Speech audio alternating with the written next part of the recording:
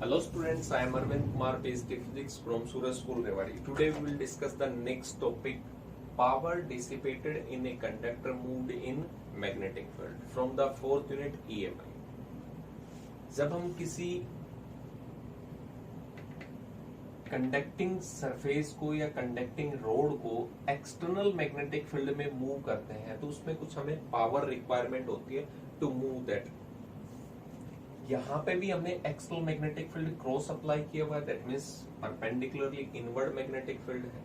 एक रोड है जो इस रेल पे जो एक साइड में कनेक्टिंग है इसके ऊपर स्लाइड करवा रहे हैं, दैट मींस ये जस्ट आपको सिमिलर फील हो रहा होगा जैसा मोशनल ईएमएफ में था कि हम एक रोड को मोशन में थे तो ईएमएफ इंड्यूस्ड हो रहा था वहां। तो यहाँ पे भी अगर करंट की डायरेक्शन देखेंगे तो फ्लेमिंग्स राइट हैंड रूल के अकॉर्डिंग देखेंगे तो मैग्नेटिक फील्ड इनसाइड में, मोशन वेलोसिटी है इस रोड की इस साइड में, थंब आएगा। तो मिडिल फिंगर हमें किस डायरेक्शन में मिल रहा है? डाउनवर्ड डायरेक्शन में, दैट मींस करंट जो होगा वो डाउनवर्ड डायरेक्शन में इंड्यूस्ड करंट होगा। कोई हमने सेल या बैटरी कनेक्ट नहीं किया हुआ इसके साथ में। तो यहाँ पे जब हम ऑब्जर्व करते हैं तो देखते हैं इस चीज को। सबसे पहले जब हम मूवमेंट करते हैं तो ईएमएफ इंड्यूस्ड का फॉर्मूला हम पढ़ चुके हैं जो मोशनल ईएमएफ में था, और उसकी वैल्यू कितनी थी? B L V. B magnetic field, L length of the conductor. अगर यहाँ पे पी क्यू माने इसकी लेंथ कितनी है? एल, और वेलोसिटी कितनी है इसकी? वी है, जब ये लेफ्ट डायरेक्शन में आ रहा। अगर मैं यहां पे if R is the resistance of P Q rod, यहां पे हमने इस रोड का पी क्यू का रेजिस्टेंस आर माना हुआ है, और बाकी जो था जितनी आर्म्स है उसका कंपेरेटिवली बहुत स्मॉल था इसलिए उसको नेग्लेक्टेड। अभी सिर्फ हमने किसका रेजिस्टेंस माना हुआ? पी क्यू का। बाकी जो था सर्किट में तो करंट पूरा ही फ्लो करेगा, रेजिस्टेंस कंप्लीट होना चाहिए। अभी हमने माना इस रोड का रेजिस्टेंस कितना है? आर है, बाकी का बहुत स्मॉल था इसलिए नेग्लेक्ट कर दिया। So current is equal to कितना होगा? वोल्टेज अपॉन में रेजिस्टेंस। वोल्टेज की वैल्यू हमें पता है बी एल वी अपॉन में आर। तो इसका मतलब यहाँ पे इस सर्किट में इस पीक्यू रोड में जो करंट जाएगा डाउनवर्ड डायरेक्शन में, इंड्यूस्ड करंट, उसकी वैल्यू हमें पता है। क्लियर हो गया पॉइंट? अब यहां से अगर करंट आपको पता है तो कंडक्टिंग रोड में फोर्स लगेगा जब भी हम एक्सटर्नल मैग्नेटिक फील्ड में जाते हैं। यूनिट नंबर 3 से, when a current carrying wire placed in external magnetic field then it experienced force. तो यहाँ पे उसके ऊपर फोर्स लगेगा, तो यहाँ पे हम फील करते हैं। सो force on this road is, force का फॉर्मूला हमें पता था क्योंकि इसमें करंट है, एक्सटर्नल मैग्नेटिक फील्ड में है और ये मूवमेंट कर रहा है, तो इसका मतलब फोर्स कितना था? आई, और यहाँ पे कितना था? L cross B. लेकिन यहाँ पे लेंथ और मैग्नेटिक फील्ड, लेंथ जो है वो डाउनवर्ड डायरेक्शन में होगी और मैग्नेटिक फील्ड ऐसे है, तो एंगल कितना बनेगा? 90 डिग्री। तो यहाँ पे हम लिख देते हैं आई एल बी साइन 90, और साइन 90 कितना हो जाएगा? 1। बट हमें करंट भी तो पता है, इस कंडक्टिंग रोड पीक्यू में जो करंट है वो तो इंड्यूस्ड करंट है, और इंड्यूस्ड करंट की वैल्यू हमें पता है बी एल बी अपॉन में आर। प्लेस करते हैं तो यहाँ पे जो फोर्स होगा उसकी वैल्यू हमें पता थी, करंट था बी एल वी अपॉन में आर, और यहाँ पे एल इंटू बी भी है। तो यहाँ पे एल स्क्वायर हो गया, बी स्क्वायर हो गया, तो यहाँ पे फॉर्मूला क्या बन गया? B square L square V upon में आर।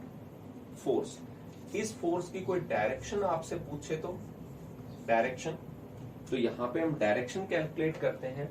तो डायरेक्शन तो आपके पास में यूनिट नंबर 3 ही है, that means Fleming left hand rule है। तो वहां पे हम पढ़ चुके हैं, ये मैग्नेटिक फील्ड था, ये करंट की डायरेक्शन थी, और ये क्या था? फोर्स। तो यहाँ पे अगर फोर्स की बात करें कि ये एक्सटर्नल मैग्नेटिक फील्ड में कोई करंट कैरिंग वायर प्लेस्ड है, तो मैग्नेटिक फील्ड इनसाइड में, यहाँ पे जो करंट की डायरेक्शन थी वो किधर है? डाउनवर्ड डायरेक्शन में। तो डाउनवर्ड डायरेक्शन में मैग्नेटिक फील्ड हो गया, तो हमारा थंब जो आएगा लेफ्ट हैंड का वो किधर आ रहा है? इस डायरेक्शन में। इसका मतलब यहाँ पे जो फोर्स लगेगा वो जस्ट अपोजिट लग रहा है वेलोसिटी की। इसका मतलब यहाँ पे अगर सेम वेलोसिटी आपको मेंटेन करनी है तो जब मूवमेंट कर रहे हैं तो इस पे फोर्स लगेगा अपोजिट डायरेक्शन टू वेलोसिटी। अगर आपको इतनी ही वेलोसिटी से इस रोड को मूवमेंट करना है तो इसका मतलब आपको कुछ मैकेनिकल फोर्स प्रोवाइड करना पड़ेगा in the direction of velocity. तो यहाँ पे हमें फोर्स पता है and direction is opposite to velocity, कि वेलोसिटी से जस्ट अपोजिट डायरेक्शन में एफ फोर्स लग रहा है। अदरवाइज होगा क्या कि हम यहीं पे रख देंगे तो इसका मतलब अपोजिट डायरेक्शन में फोर्स लग रहा था, इसकी वेलोसिटी डिक्रीज होती जाएगी और ये किस पे आ जाएगा, रेस्ट पे। और रेस्ट पे आते ही मैग्नेटिक फ्लक्स चेंज नहीं होगा, इसका मतलब मोशनल ईएमएफ नहीं होगा, करंट नहीं होगा, तो फोर्स भी जीरो हो जाएगा। तो अगर आपको इसको सेम कांस्टेंट स्पीड से रखना है तो आपको मैकेनिकल फोर्स प्रोवाइड करना पड़ेगा in the direction of velocity. So power required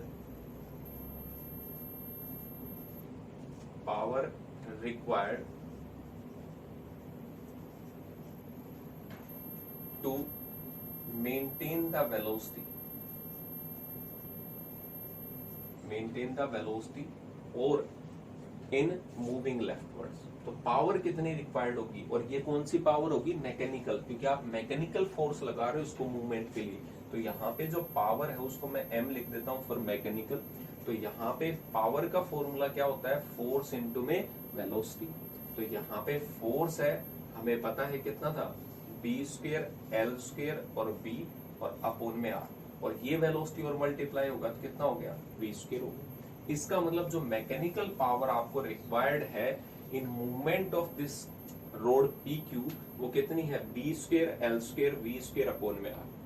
अगर मैं ये कहूँ कि पावर जो रिक्वायर्ड थी वो हम इसको डिसिपेट कर रहे हैं इन द मूवमेंट, कि यहाँ पे करंट प्रोड्यूस हो रहा है उसकी वजह से इलेक्ट्रिकल एनर्जी कन्वर्ट हो रही है, यानी हम पावर जो है वो इलेक्ट्रिकल भी कैलकुलेट कर सकते हैं। तो यहाँ पे कैलकुलेटिंग इलेक्ट्रिकल पावर,